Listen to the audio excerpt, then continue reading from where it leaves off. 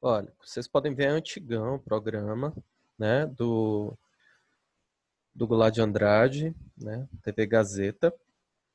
É bem bacana você começar a observar mais ou menos como é que funciona, o jeito como ele apresenta, como ele marca o ambiente. Ele aqui está fazendo uma reportagem sobre o Carandiru, tá? E aí ele se propõe a mostrar a realidade.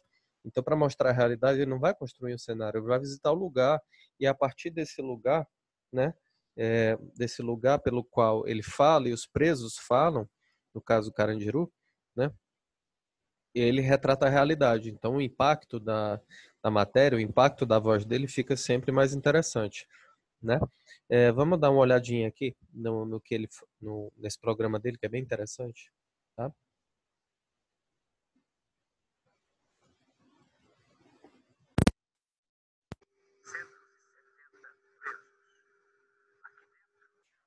Cidade, você vai conhecer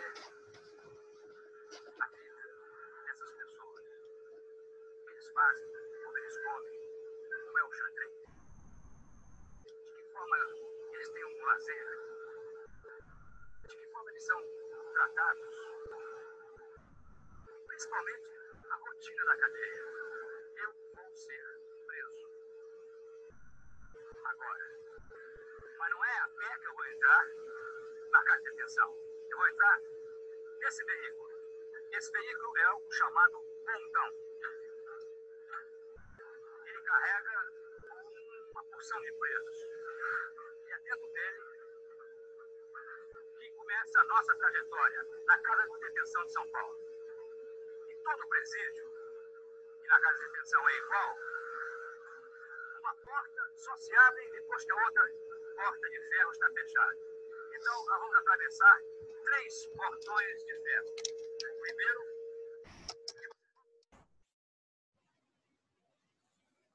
Observem que o objetivo dele aqui é ir circulando pelo espaço do lugar e falando. A voz dele cobre a imagem que está sendo colocada. É um outro tipo de apresentação, não é? E nesse outro tipo de apresentação, você consegue observar que o som atravessa uma imagem que não está relacionada à figura da pessoa. Isso é uma outra maneira interessante de você apresentar, não é? Quando o Goulart de Andrade faz uma coisa dessa natureza, ele está diretamente interessado em saber, né, pegar informações, mas sabendo necessariamente que a sua voz vai ser a representante de um espaço que não representa o seu corpo, que não simboliza a sua lógica existencial específica, mas a lógica existencial do espaço da cadeia, a lógica existencial das pessoas que moram naquele espaço, né? É bem interessante você observar que esse tipo de apresentação também produz um impacto bem interessante em relação aos espectadores. Esse programa aqui era muito conhecido. Vamos dar mais uma olhadinha no que ele tá dividindo com a gente aqui, tá? Vamos ver o que ele está falando.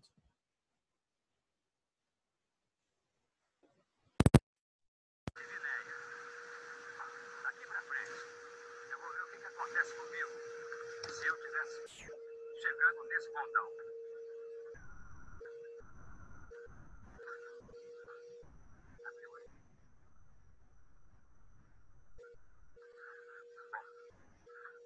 Eu sou um preso, um outro qualquer, chega pra cá.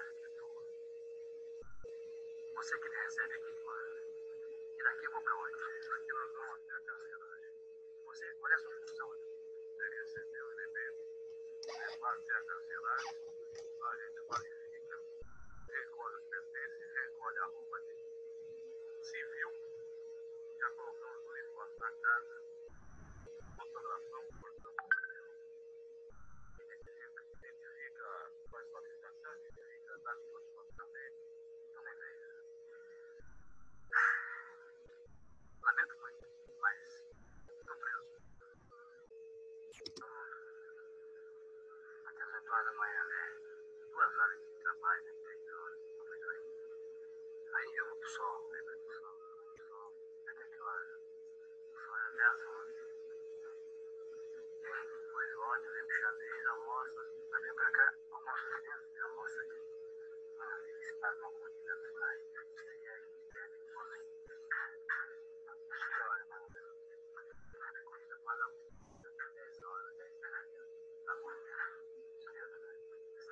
pagar janta, coisa. Aí depois do almoço, aí espera uma hora, vai pro som de novo. Depois vai jogar bola básica, não vai ficar sentado assim. Depois quando é 4 horas, vai dormir agora. Aí espera a vantagem, toma um banho, espera a janta, já tem gás. Vantagem é a chamada dos presos. O funcionário chama 4 horas e tem que a gente fica tentar, se não tá em sala, vai na sessão. Como vocês podem ver, né, gente, ele tenta estabelecer uma espécie de intensidade em relação ao encontro dele com os presos por meio do diálogo, né? A imagem dele é importante, mas mais importante do que a imagem dele é o diálogo que ele consegue estabelecer com os presos em questão. Ao fazer isso, ele consegue produzir um impacto, mas não o impacto do medo, mas mostrar a humanidade daqueles indivíduos no sentido de mostrar, existem pessoas aqui, né? Nós podemos conversar com eles e eles podem colocar sua fala à mostra e dividir com o público essa mostra. Essa é a estratégia básica desse programa aqui sobre o Carandiru. Então, como é que ele monta o quadro? Como é que ele estabelece o deslocamento de câmera? Como é que ele se comunica com a audiência e se comunica com as pessoas que estão dentro do espaço que ele está compartilhando com a gente? São informações fundamentais para a gente saber, né? Jô Soares, né? Jô Soares tem um outro formato de programa. Vamos dar uma olhada aqui como é que Jô Soares monta o programa dele, né? Eu dei ok aqui. Jô Soares provoca, tem alguns programas, aí tem entrevistas, é uma entrevista antiga, o formato anterior do Jô, né? Eles tinham ido para a Globo, depois foi para o SBT e logo em seguida retornou para a Globo. Eu tinha trabalhado em outras emissoras anteriormente. Está aqui o Jô, mais novo, né? E eu achava até o programa dele no SBT um pouco melhor. Após ele para a Globo, o formato variou um pouco, tendo em vista algumas determinações específicas que a Globo colocou para ele em relação a tipos de discos que deveriam ser anunciados ou não. Não sei exatamente o que aconteceu, mas a qualidade do programa foi um pouco alterada. No SBT, parecia haver, né, nessa época, um tipo de posicionamento intelectual maior da parte do jogo. Depois o jogo ficou mais sobredeterminado pela lógica daquilo que a emissora queria. Mas vamos dar uma olhada aqui nesse programa. Um moço aqui que emagreceu 20 quilos. Tim Maia, pra cá.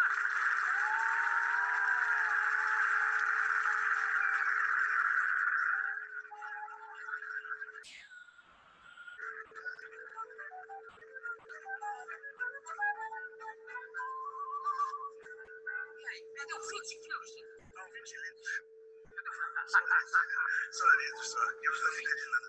20 litros. 20 litros, era só água. E uísque, né? Água e uísque. O que tinha mais? Tinha mais água ou mais uísque? Acho que era mais uísque. Senão você perde o risco de só eliminar a água e ficar on the rocks. Mas tinha água também. Você parou de beber? Parei de beber. Quer dizer, sim, parei. Qual é essa dúvida que você teve? Não, porque eu fui para Florianópolis agora. Aquele negócio do avião, né, João? Foi legal, numa boa. Mas cheguei lá, tinha uma festinha antes do show. Eu tomei esse negócio aí só lá também, depois parei. Foi um dia só. Lá em Florianópolis. Foi efeito do avião. Mas você conseguiu entrar no avião sem beber. Já estava meio na mão, assim, aí.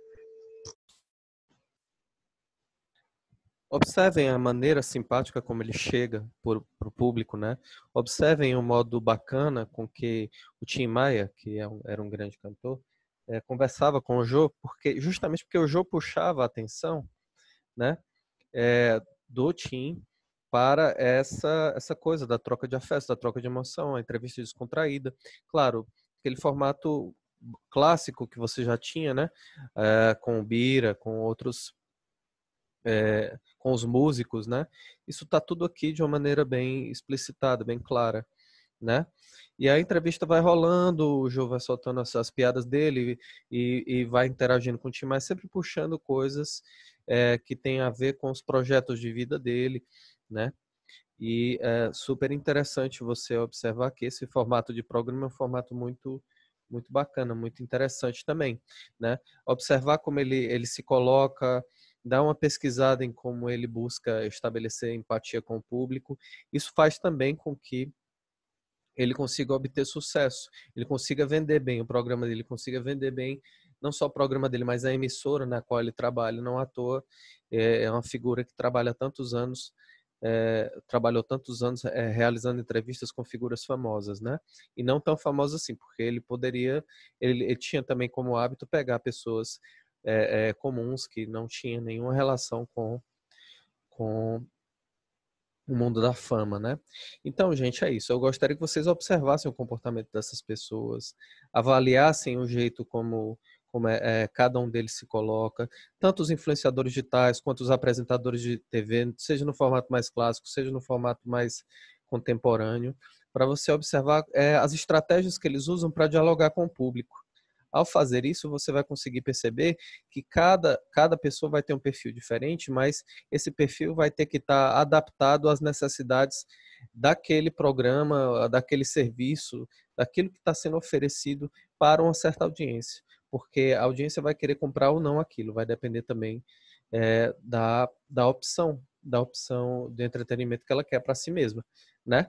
Então, a partir disso é que eu passo a atividade para vocês, né? Vocês avaliarem com carinho como é que essas pessoas se colocam perante o público e quais os aspectos positivos, negativos, o que você tem a dizer sobre isso. Né? Então, eu gostaria que vocês falassem sobre isso no formato de um texto e dividissem com o professor sobre assuntos sobre essa questão. Tá? Então, muito obrigado. Estou aqui atento no Google Meet para conversar com vocês.